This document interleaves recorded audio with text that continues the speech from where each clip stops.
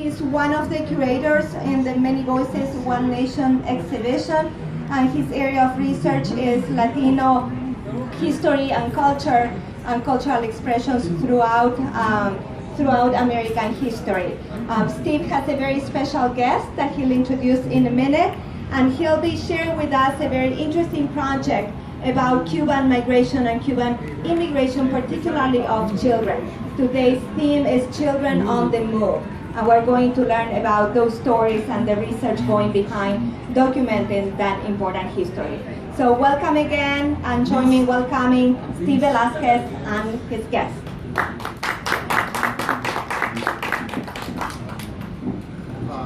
Thank you everyone for coming out on such a warm day. Thank you to the Folklife staff and everyone involved with the Folklife Festival. Today I want to introduce you to a good friend, Lola Prats, and her brother, who will be joining us shortly, we hope. But Lola and Benny were part of a very interesting wave of migration that came from Cuba in 1961. Between 1960 and 1962, actually, the end of 1960 and the beginning of 1962, 14,000 unaccompanied minors from Cuba were sent from Cuba by their parents so they wouldn't be involved in any of the sort of the communist ideology of the island at the time. Castro had taken power in 1958. And so Lola and Benny were two other siblings. So four of them were sent from Cuba to Miami, eventually to New York to live with foster parents. Part of this wave of exiles, children exiles that came to the United States. And so today I want them to share a little bit about their story, a little bit about the history of this program, which was dubbed Operation Pedro Pan. Operation Pedro Pan. And so with that, I'd like to introduce Benny and Lola, and let's get this microphone closer to you guys. Just so everybody knows, could you this is going to be part oral history. We're just at an oral history session right before this. So just so everybody knows, and sort of part of the oral history process is making sure we have all the information on our, for the record. Just for the record, could you please state your name and when and where you were born? I'm Lola Prats. I was born in Camagüey, Cuba. On a hot day in June. My name is Benny Prats, and I was born in Camagüey, Cuba, and I was born in May 1954. It was well before the revolution. Well before the revolution. So which one is younger and which one is older? I was the youngest of the four. I was 6 years old when my parents put me and my three brothers and sisters on the airplane. Yeah, so let's talk a little bit about that. In your recollection, in your words, in your experience, what led to you guys leaving the island? You want to talk about Tiempo Tesla? Yeah, I guess my parents were concerned. They were concerned that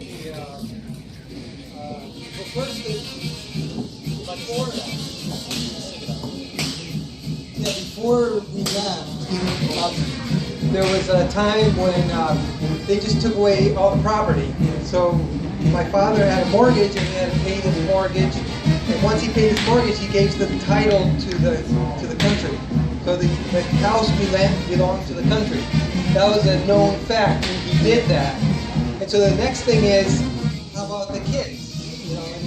And there was 6 kids at the time in the family, and the 4 oldest, they heard stories and they were told tales of other people where the kids were sent out to alphabetization camps.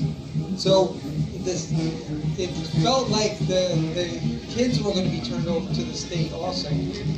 That's what's concerned. That's why they decided to let us to go. Yeah, it was more of a concern for my parents that they did not want their children to be taken away from them and indoctrinated into the communist way. And another thing was happening was they were closing the schools and closing all the churches, and they didn't want their children with no religion either. So they thought it was time for them to go and go quickly before they took us away. So, did your parents tell you anything about what they were doing, what they were planning? Or that you remember? Well, I was only 6 years old, so I don't remember that much. I just followed my older brothers and sisters, and they're the ones that knew a little bit more. Yeah, my brother was 9 years old, and he knew a lot about what was going on. I was 7, so I was a little bit young, but I just thought, for me, at 7 years old, it was like a vacation, or like an adventure almost. But for him, he was 9 years old. He understood the gravity of the situation, that we were going on our own. And I think for him, it was more serious. And I've heard he had talks with my parents about it beforehand, but I don't remember the talks. But one thing was that my parents thought we were just going to be separated for a few months while they got their papers ready. And it took over 4 years for us to be reunited. Yeah. So, we'll talk about that reunification in a minute, but do you guys remember that day that you left and what you were feeling, or what your expectation, or do you remember that at all? Yeah, I remember I just had my doll with me. And I was just taking care of my doll, and I had no clue where we were going. I don't have a lot of recollection except for one very vivid recollection of that day.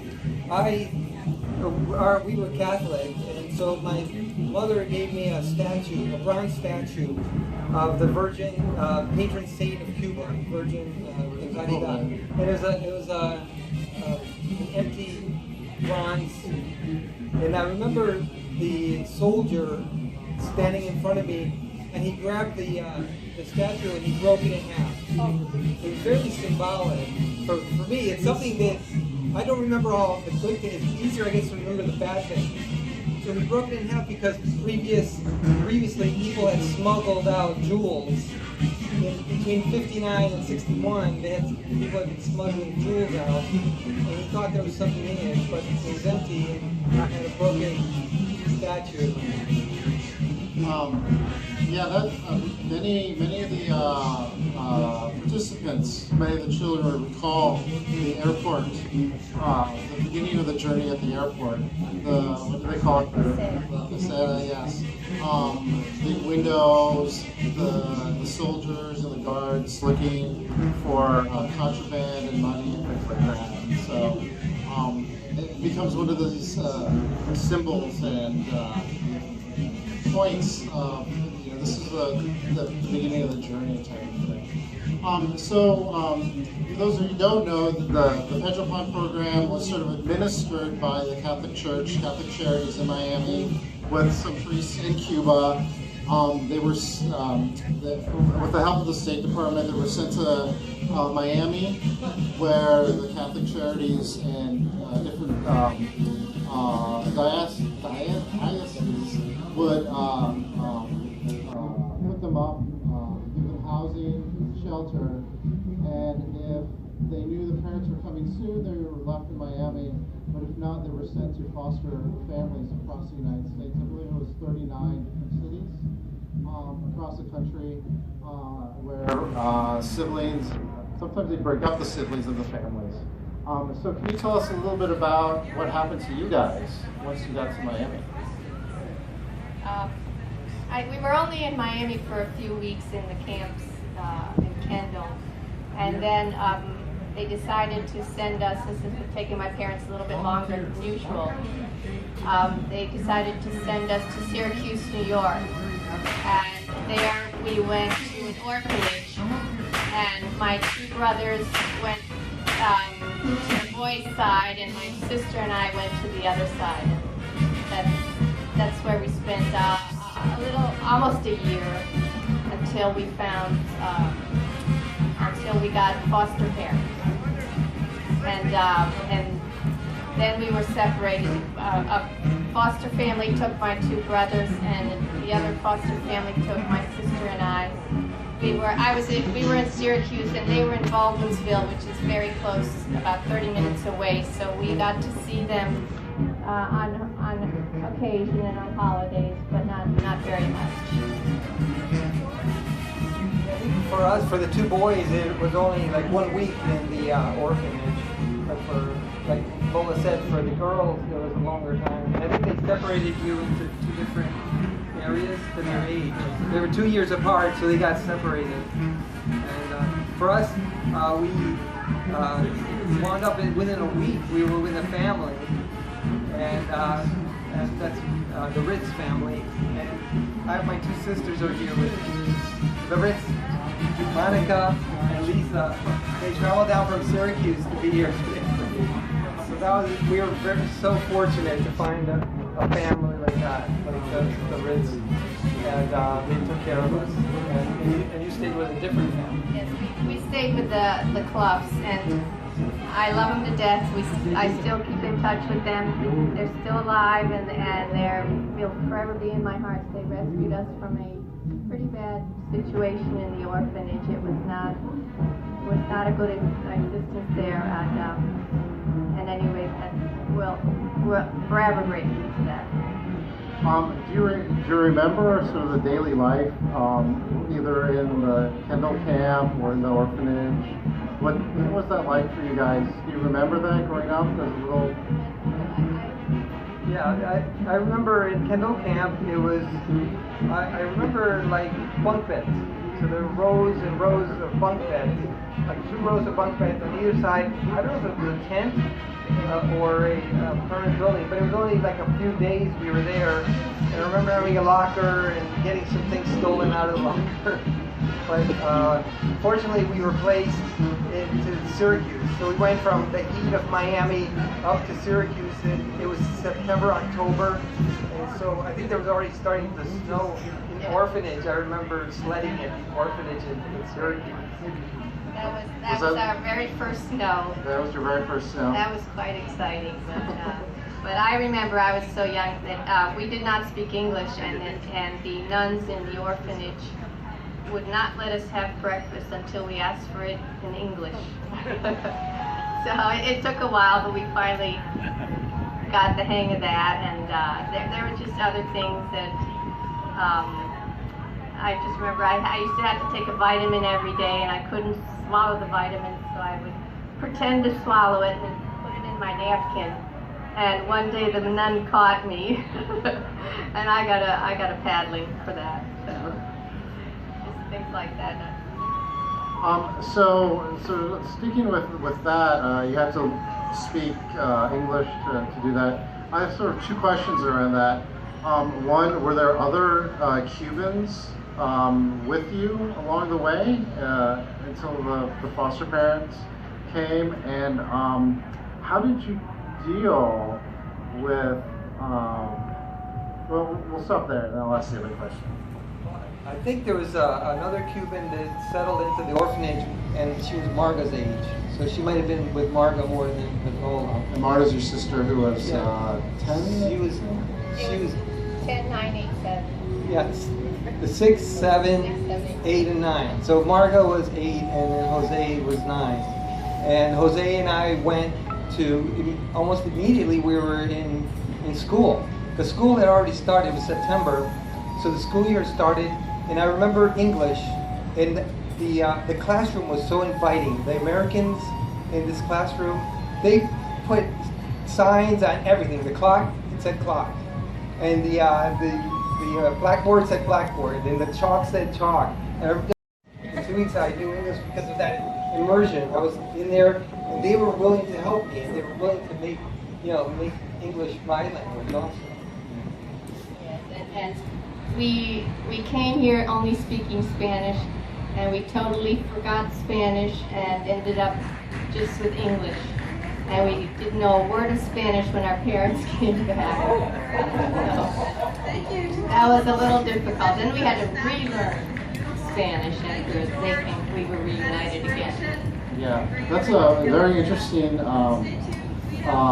phenomenon that happens with migrants is sort of keeping that balance between becoming more involved in the place you are now and then keeping some sense of roots and identity if you want to. And so I'm curious as to whether you thought about your sort of Cuban identity growing up in Syracuse, maybe thinking about your journey and your experience at that point and not knowing what was going to happen. How did that make you guys feel? Well, it seems to me like in the 4 years, I lost my Cuban identity. And in the family I was with, the Italian and German, right? And so the Italian, and it was second generation. So Nana, my grandmother, she came through Ellis Island, I think. So my grandmother, my foster grandmother Nana, came through Ellis Island. And she cooked real Italian food. Like the pasta, make the pasta. She didn't speak English either, so I sort of almost like gained another culture. I was like Italian American, and then it was German mixed in there.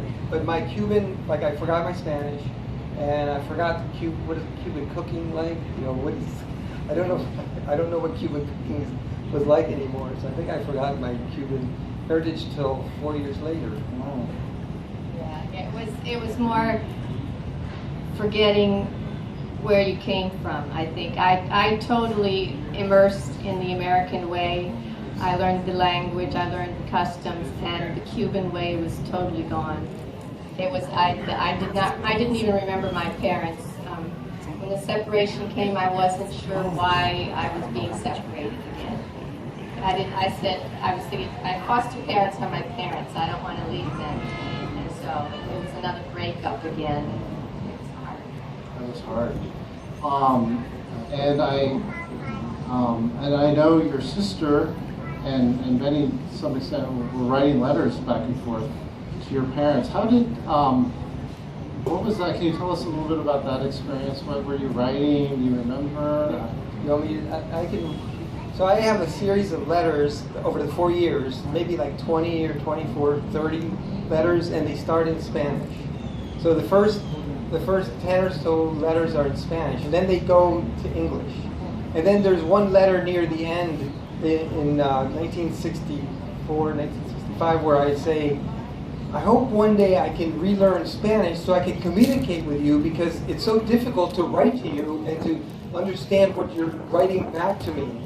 And it's a picture of the transition over the 4 years from going from Spanish, real Cuban with real Cuban slang, real Cuban idiomatic Spanish to English, and in between I put pictures, like the picture of an American flag, picture of a bar, and here I am becoming an American with the American flag, and Christmas, Santa Claus. In Cuba, there's not a lot of Christmas and Santa Claus. It's more like the Dia de los Reyes, which happens a few days after Christmas.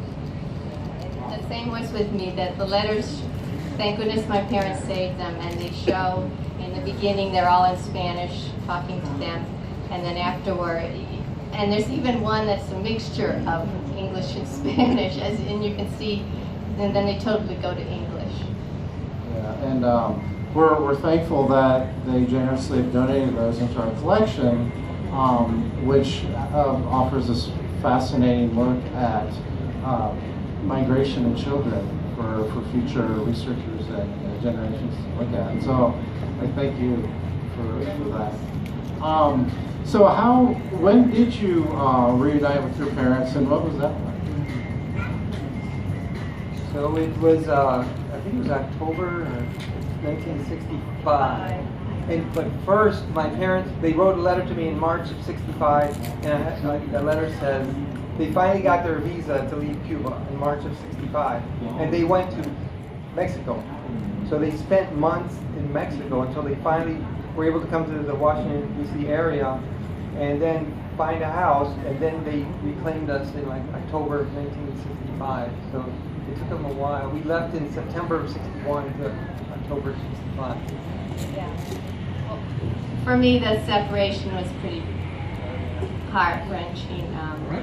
I really love my foster parents, still do, and I think I had disconnected my Cuban parents and just forgot totally about them. So I did not want to leave Syracuse, but they knew better. It was a sad separation for both my foster parents and us. But now, I mean, everything's wonderful now, and we still keep in touch with them. And Sounds of California program is co-produced with the Alliance. Thank goodness we do. So you guys were 12, about 12 when 10. I was 11. 11. And then you guys moved from Syracuse to the Bethesda area, the DC area. What was that growing up now? You were almost, you consider yourself almost fully American. Yeah. And then you have your parents who are Cuban, probably thinking that it was temporary also, that they would go back. How was that transition from going back from being? It was more after the 4 years. I think they knew they were not going back anytime soon. So my father was a physician in Cuba, and he had to take all of his. He had to start as an intern and raise 6 children on an intern salary. But the kindness of people was just amazing. They one dentist friend gave my parents a house for as long as we needed to get on our feet, and we had churches donated things. I mean, it was through the kindness of great people that we made it here. We have 2 performers. My mother and father also made the effort of immersing us in Spanish. So it was like a Spanish coming to us, and then we didn't speak the Spanish. We spoke English back to them, and they could understand it. And then also the immersion into the cooking. So the cooking was Cuban. So my mother learned to cook. She had learned how to cook the Cuban, so we had the picadillo and the ropa vieja and the frijoles negros and all this kind of. And then we would go to Miami. Like every summer, we would go to Miami and then get another full immersion in Cuban. So it was a slow process, many years, but we picked up the ear for Spanish. I guess the ear for Spanish was there. It just had to be reignited, and so we could understand the Spanish. And it took a while to get the language back. I think that's why we don't have any accents, because we learned the English, forgot the Spanish, and then Spanish, but never forgot the English. So growing up here, I guess in the late 60s, early 70s, were there other Cuban families that you guys had this connection with? Oh yeah, in the Washington area there were many Cubans that had come. My parents had Cuban friends here that helped out, and there's a large Cuban community, so yes, we were not immersed in the Cuban culture, but we were in it like a bit. And then, so how did you guys, do you guys remember, well, let me rephrase the question. So, before we break the questions, do you guys consider yourselves then bicultural, Cuban and American, or how does that work for you guys? And then how do you express those identities? Well, I certainly consider myself an American. I became a citizen when I was 16 years old, and I was very proud of that, and I still am. But I will never forget my Cuban roots and my cultures, and I try to instill that into my children. I cook them, that's my son there, I cook them Cuban food, and we this aunt here teaches him how to Cuban dance and things like that. So I'm a Cuban American, but since I'm here, I'm an American most. Yes, and I married a Cuban. So by marrying a Cuban, I had to learn to speak Spanish fluently because her parents didn't speak English. So I had to ask for her hand in marriage in Spanish. And I didn't know how to speak Spanish, so I had to learn the hard way. And then her mother cooked all the Cuban dishes, and she learned how to cook all the Cuban dishes. So we're Cuban, and our two older kids are fluent in Spanish. And my son lives in Miami. He considers himself Cuban. That's my son. He was born here. He considers himself Cuban. Yeah, it's funny how that happens. So today there's a lot of discussion about unaccompanied children coming to the United States, about migration here in general.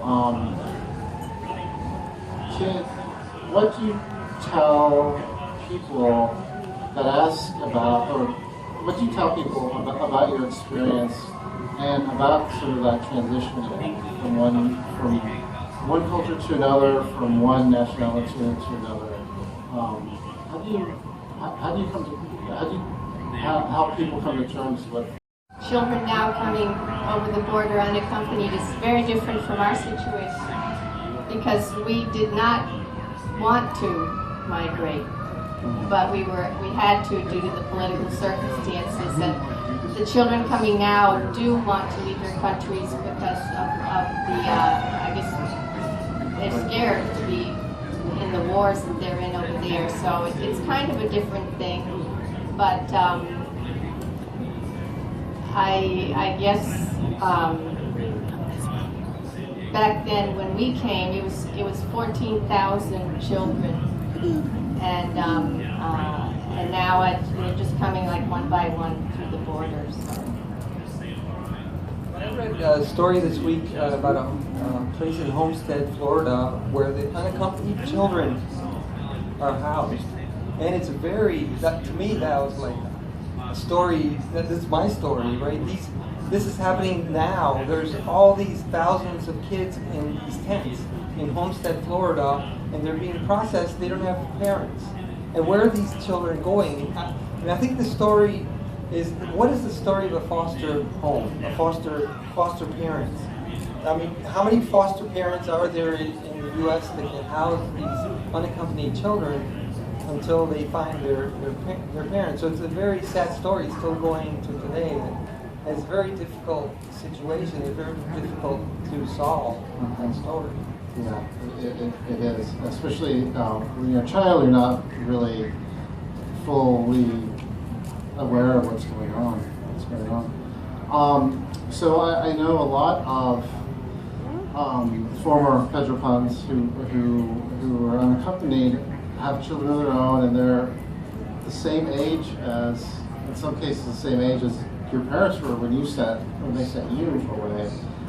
Do you guys think about that at all, and what you would do if something were to happen and that you would be forced to make that decision? My children are in their 30s now, but when both my children were 6 years old like I was, I just looked at them and I said, there's no way I could have done that. The courage that my parents had and the tenacity and just to, they lived through a lot and did quite a lot of things, and I would always wonder, could I do it? How did they do it? And it's heartbreaking. They did it, and I could never have done it with my children. But I guess you have to be in their shoes to see. And it was very hard, traumatic for me as an unaccompanied child, and I think there was a shadow over me until I remember, like, when my child was 6 years old, and this was like in 1986, and Martha and I, my wife and I talked, and all of a sudden the decision is, no, we can't do it. We couldn't send them away like that. And you draw them closer to you, and I don't know what it was back in 1961 that caused that decision and what was inside my parents, but they were strong enough to do it. And there's three things. They were brave and strong, and they trusted in the goodness of the United States, the goodness of God, and they sent us. Then there's the people who organized this, the smart people who organized this whole program to send us. And then there was my foster parents. And those three things, the kindness of their heart, what they gave us, and how they cared for us, and how we survived those 4 years, is very important to us. Before I forget, I'm not sure I mentioned it, but 14,000 children were sent. About half of them were reunited within probably a few weeks to a few months.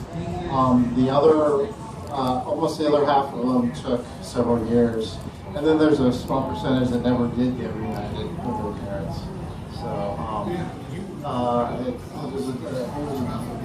want to thank you for sharing some of your stories. I think I want to open it up to some questions, and we'll see how this works out.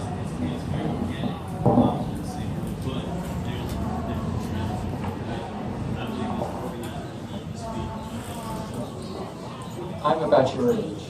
When I was in high school, my first year in high school, Operation Pedro came to Yakima, Washington. He was the only one who came out from Miami. And he went to high school with us the whole time. We had our 50th anniversary class reunion last summer. And we were all wondering, what would happen to our brother? We just lost contact. And I was wondering, did anybody keep track of where everyone went so that they know who was reunited? There is one big organization called Operation Pedro Pan, Inc., which has a website, Facebook. They're really big on social media, actually. They're very active. That's actually how I got involved with everybody.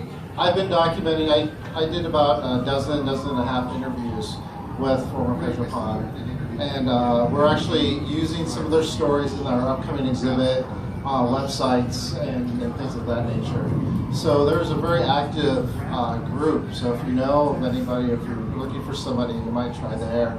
I think there were almost 14,000 registered users the last time I checked. So probably family members and national. And there are also archives at Barry University in Miami, the Miami Herald as well. They have online databases, so you can Google and see. But there are these institutions documenting and preserving the history besides what we're doing with the art histories. Yeah, Barry University, which holds the records of the Catholic Charities, where they documented everybody that came through their doors or through the program.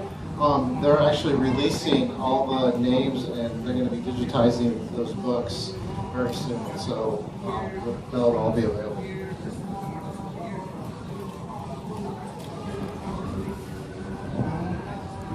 How do you feel about the U.S. government's resumption of relations with Cuba? And would you visit Cuba or have you? I did go back after 40 years in the year 2001.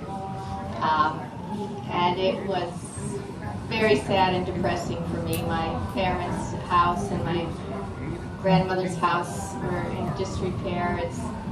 It was very sad. There was 7 different families living in my grandmother's house alone, and it wasn't good. I have not been back since. But I also don't believe that the new how he wants to take the embargo away, it will not help anything if they do. Well, my sister Marga just went back last week. She went back last week. She wants to connect, right? And how do you connect? It's better than just be there and connect. She took pictures, and some of the houses are in good repair and some are not. And then I'm more logical. I'm an engineer, so I believe if you want to change something, you have to perturb it, right? Or you can study the effects, how something resonates. You can perturb it a little bit. And that's how engineers work in laboratories. And maybe this is a good perturbation. And see what shakes out of the system. And get the dialogue going. And people are discussing. But some people don't believe that. They think very emotionally, no, you can't agree with that system. You can't you can't be in that system. You have to get rid of that system, but it's just hard to get rid of that system. So this is a perturbation which might be good for Cuba and the Cuban people. What do you think of the U.S. wet feet, dry feet policy? I think it's getting kind of old, and even though we came legally, we got all the papers, it took 4 years. These other people that come illegally are getting all of the benefits. Before, I think in 40 years ago it was necessary and good, but I think right now it's being misused a bit by the Cubans that are coming. Does everybody know what the wet foot, dry foot policy is? Who does not know? That's a policy where essentially if you make it from Cuba without your papers and you land on U.S. soil, then you automatically start the process to become a U.S. citizen. So, and with all the benefits. Any other questions? I'm going to go back to the childhood time for a moment, and you both mentioned the difficulty in leaving the foster families and the difficulty with the linguistic reimmersion. But could you talk a little bit about the familial reimmersion and reconstitution of the family when you got back and what that was like as children? Yes, but when we first got together with our parents, my father would give us Spanish lessons around the dining room table. he would hold up the shoe and say, "Esto es un zapato," and we all had to say it back to him and repeat. And each night there were different words that we would learn until finally we could communicate perfectly. They would speak to us in Spanish, we would answer in English, and everything was perfect. We understood everything. We had a little difficulty speaking it. That's why we spoke in English. But they knew a little bit of English. We knew a little bit of Spanish, and eventually we could communicate well. It was difficult to leave my family in Baldwinsville, and it was like very traumatic. And I wanted to go back and see them. I said, "Why can't we go back and see them?" But the cars we had were falling apart, so we couldn't drive back to Syracuse. We had to wait 3 years. It wasn't until we got a good car, and we all piled into the station wagon and we drove up, and we finally got to see our family, and all of us, my Cuban family and my American family, we could all do a hug and take pictures and talk in English and Spanish, and my mother could speak some English, and it was hard for her. She spoke some English, and my father spoke broken English. I think my mother was a little bit better, but that was a good time when we went back and reunited with the Cluffs. I have a picture where the two girls are not there because I guess they're with the Cluffs, and then we're all with the Ritz, and we're all sitting around in the picture. I just saw it.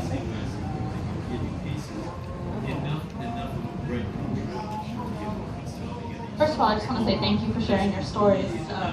I'm a PhD student at Georgetown University studying unaccompanied immigrant children, so I'm very happy to hear that you donated your letters.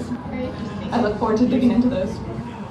I'm also happy to hear that the children that you went to school with were very welcoming and encouraging you and teaching English. And I was wondering if you have any other encouraging stories like that, or if you ever met with any hostility from Native Americans here. No, I never ever came upon any hostility. I was always welcomed wherever I went. I went to a Catholic school in Syracuse, so whether I was Cuban or not, the nuns are they're a little strong sometimes, but I think every Catholic understands the rulers on your knuckles and stuff like that, so yeah. But no, we were always welcomed with open hearts that I can remember.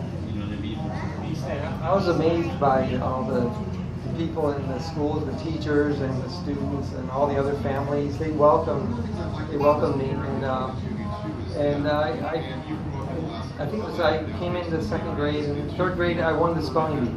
So I had learned enough English that I won the spelling bee. So it was due to the welcoming the teachers. Mrs. Gibson, I'll never forget Mrs. Gibson, and she was the best teacher I ever had. That was like 4th and 5th grade.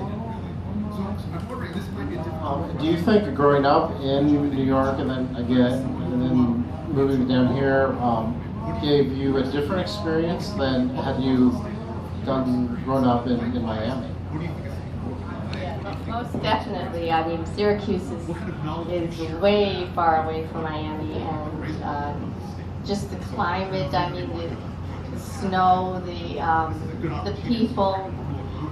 We would go camping every summer with the Buffs, and we went up to all the lakes up there in upstate New York. It was just beautiful. It was a whole different atmosphere than Miami would have been.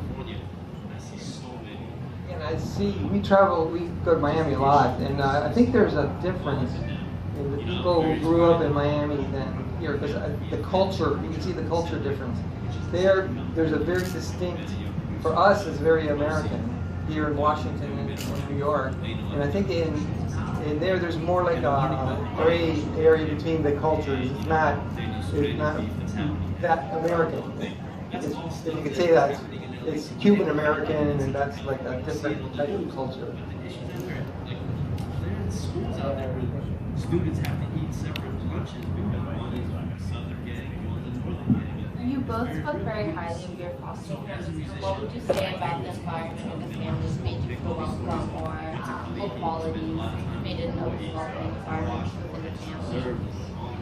Well, my foster mother told us that she went to the orphanage looking for children because she had 2 teenagers, an 11 and a 13-year-old, my brother and foster sister.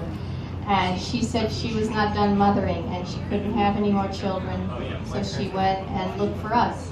And when she saw us, she said she knew this was her 2 little girls that she was going to have. And so that's how she found us. I remember before the foster children, before they came, a baseball player from the Baltimore Orioles, Willie Miranda, back then, came to the orphanage and wanted to adopt me. And but my mother said no, that we couldn't be separated or adopted away. So I remember, especially my sister said, no, you can't leave me. So anyway, a few weeks later, the Fluffs came and they fostered us instead. I don't know anybody with a warmer heart than Mother. She opened up her heart. I guess she must have heard about it at church, and she heard there's 4 kids that needed homes, and she opened up her home and she made us welcome, and it's just the way she is, I think. And it was fortunate for us. We thank God every day that she did that. And she welcomed us into her home, and we got through the 4 years, and we became better people for it. The work ethic, there's a work ethic there. I mean, she would work harder than anybody else in the family, but we would work. I mean, we would go in the garden, we would get our own food, we would sow our own tomatoes, all these tomatoes, all this corn, and we would can strawberries, and all winter long we'd have all this food because she would work. And she taught us to work because we saw her working. She works all the time with the warmest heart she had. Probably the final question. I wanted to know, your father was a physician, and I'm wondering how did that work when they came? Because a lot of Pedro Pans talk about being reunited with their families and then their parents having to do something completely different than they did on the island, and it made it a very difficult life for them. What did your mother do, and how did you guys get by? I mean, he was an intern? Well, in Cuba, he was a physician with his own practice, and it was going very well. but he had to leave everything behind, leave his practice, his clothes, his house, his money, everything, and come here with nothing and start over again. So he started as an intern, took all the boards, he studied for a long time until he finally became board certified, and then he opened up his own office in the basement of our home, and he had the practice. He would see Cubans at night. After he worked full-time at the VA as the chief physician for the VA, and then at night he would come and see a lot of Cubans who couldn't afford to be seen medically, and he would help them. And finally, my mother was his secretary in the office. He volunteered at the Centro Hispano in Silver Spring, in Blanky Park, and after he retired from the government. So he came back to the Hispanic community. And the Salvadorians were coming in the 90s, I think, and he was there for them. Because he knew that he was like giving back for what had happened to us. Well, that's a heartwarming way to end this presentation. I want to thank you guys for sharing your story and for everyone who came out to listen and to ask questions. I'll turn it over to Lisa now. So please join me one more time in thanking Lola and Benny for opening up and sharing your stories with us. We'll be here for a couple more minutes if you'd like to ask them questions informally. Also, thank you to Steve and Magdalena from the American History Museum. So these stories and other folks from Pedro Pan will be represented in an upcoming exhibition at American History, opening around this time next year. So thank you all again. This concludes our On the Move space for today.